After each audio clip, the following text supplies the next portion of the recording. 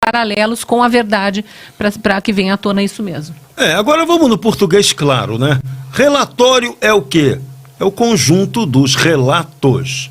Não é um julgamento de uma relatora, que não tem esse papel. Então, esse é o primeiro ponto, tem que ficar claro. Então, a dona maranhense Elisiane Gama, poder dela é zerinho, zerinho, zerinho. Tem nada, não manda nada.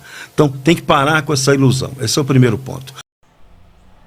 Olá, meus amigos e amigas. Essa semana eu comecei a ouvir alguns comentaristas sobre o que está realmente acontecendo com as CPIs que estão em andamento. Cito a do MST e a dos atos do 8 de janeiro. E me espantei com o que eu vi. Já existe boatos rolando pelos bastidores da CPI dos atos de 8 de janeiro que tudo está combinado para que a CPI não dê em nada, tendo em vista que a pequena e oprimida bancada de oposição não tem força diante da numerosa e majoritária bancada dos aliados ao atual governo. Separei então duas entrevistas muito interessantes, que vai nos ajudar a entender melhor o atual cenário. A primeira é com o pessoal da Revista Oeste, que vem criticando duramente a atuação de determinados integrantes da CPI. E a outra é com o Thiago Pavinato da Jovem Pan. Assiste o vídeo e não esqueça, se não for inscrito, clica para se inscrever no canal e clica também para deixar o seu like.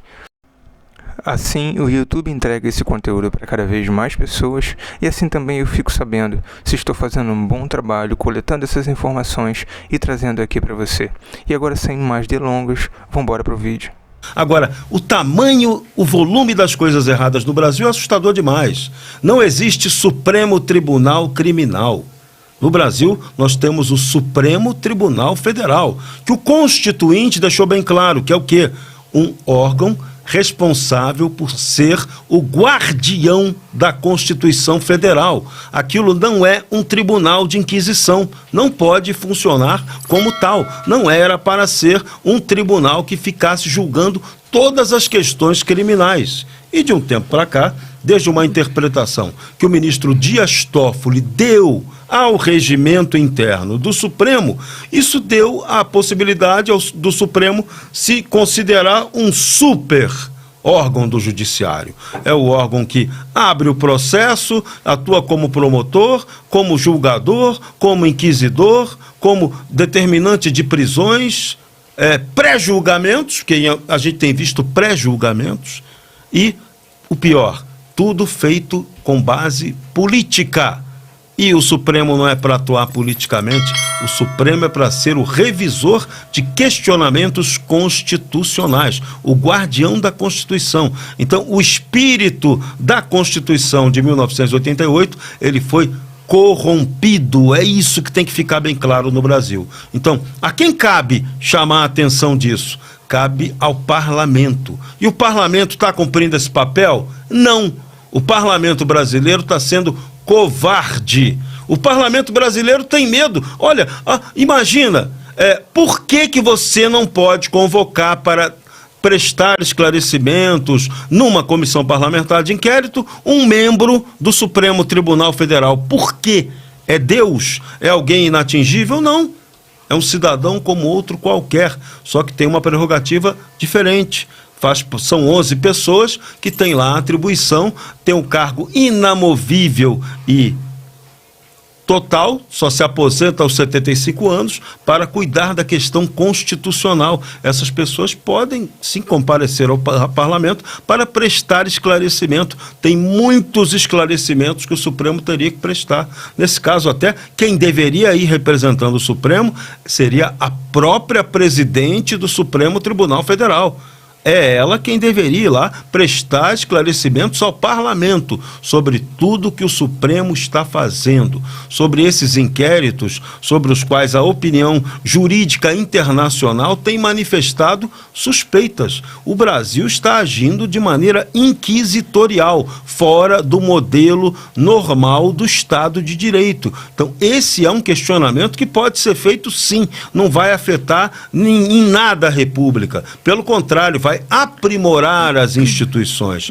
A questão eleitoral no Brasil, por que você não pode questionar o papel e a atuação do Tribunal Superior Eleitoral? Você agora vai ter um parlamentar que foi cassado, que foi o Deltan Dallagnol, cassado indevidamente e que está sendo questionado agora pela Polícia Federal, criminalmente quase, porque ele fez um questionamento ao departamento que cuida da questão da eleição, que por acaso no Brasil é um departamento do judiciário, mas que não deveria ser, porque aquele papel ali é de administração da eleição e não da questão judiciária da eleição. Tá vendo? Então o problema brasileiro é o nosso modelo que está errado e tem que ser questionado. E quem questiona é o político. E quem tem que fazer pressão sobre o político para questionar isso é o povo. Agora, se o povo não fizer, nada vai acontecer. Ela já se manifestou uma pessoa absolutamente inapta a conduzir, a relatoriar uma CPMI, que é uma comissão de inquérito. Inquérito significa investigação. E investigar significa elucidar suspeitas, eliminar suspeitas ou comprovar suspeitas. Ela já disse que não trabalharia em cima de suspeitas, de teorias. Então, o que ela está fazendo ali? Eu não sei. Este é um primeiro ponto. Segundo ponto do meu ceticismo.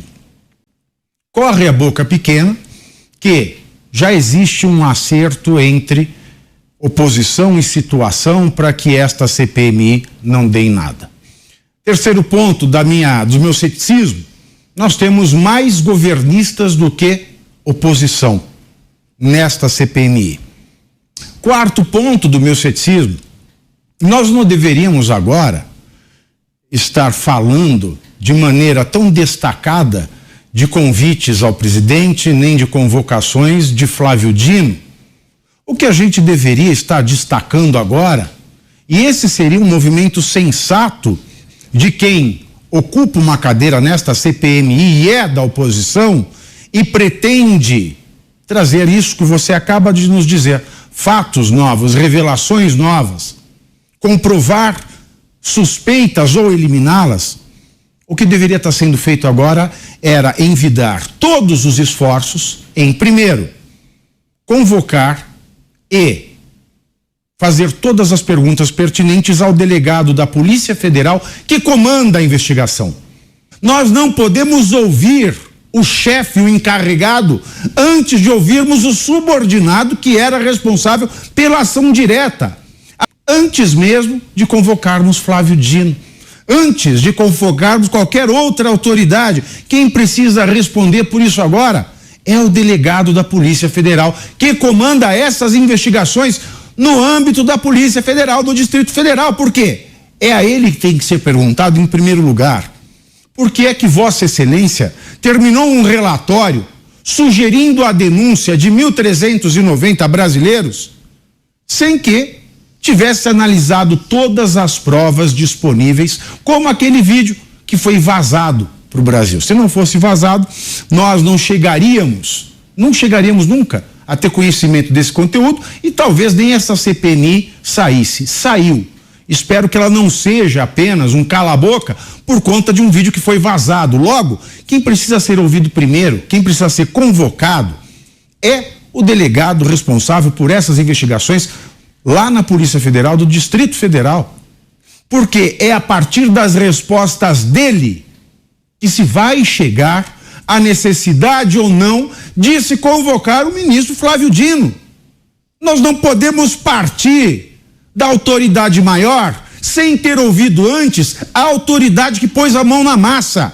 A primeira pergunta a ser elucidada é: por que raios um relatório conclusivo de investigação foi emitido se a própria Polícia Federal admitiu não ter visto todo o material probatório relativo ao dia 8 de janeiro?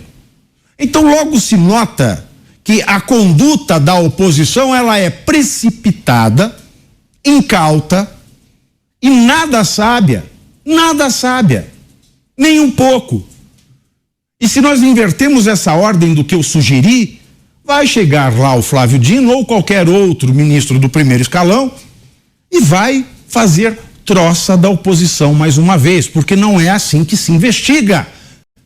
a gente precisa primeiro ouvir quem estava lá.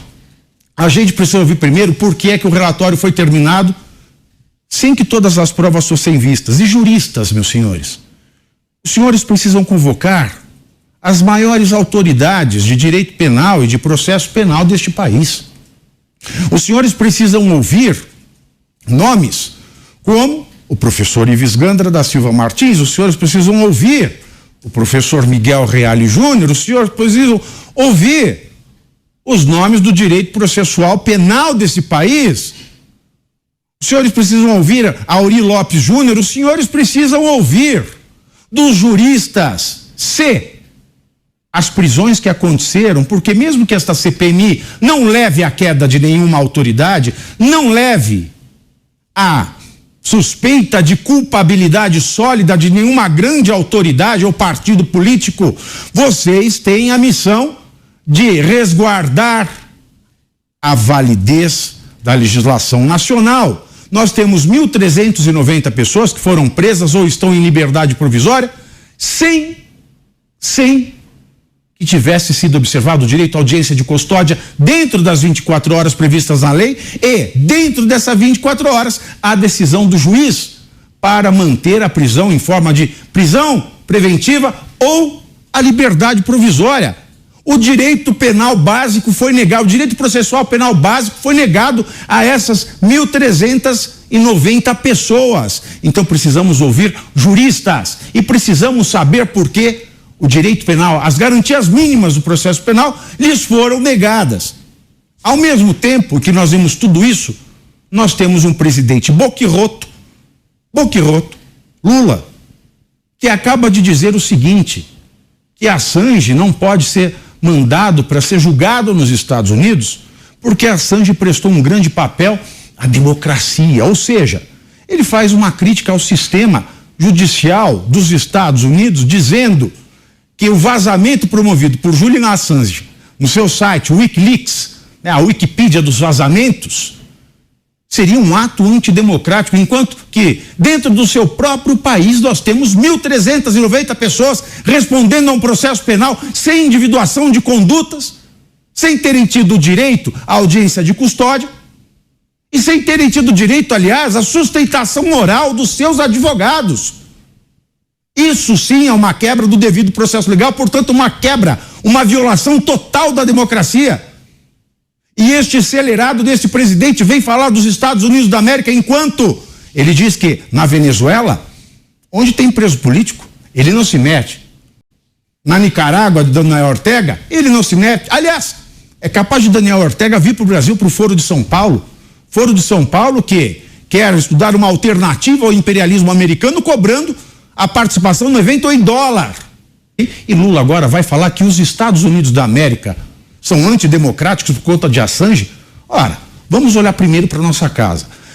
E acho que os nossos parlamentares de oposição fariam um serviço muito melhor se pelo menos se preocupassem com essas pessoas que estão tendo a sua liberdade e os seus direitos violados.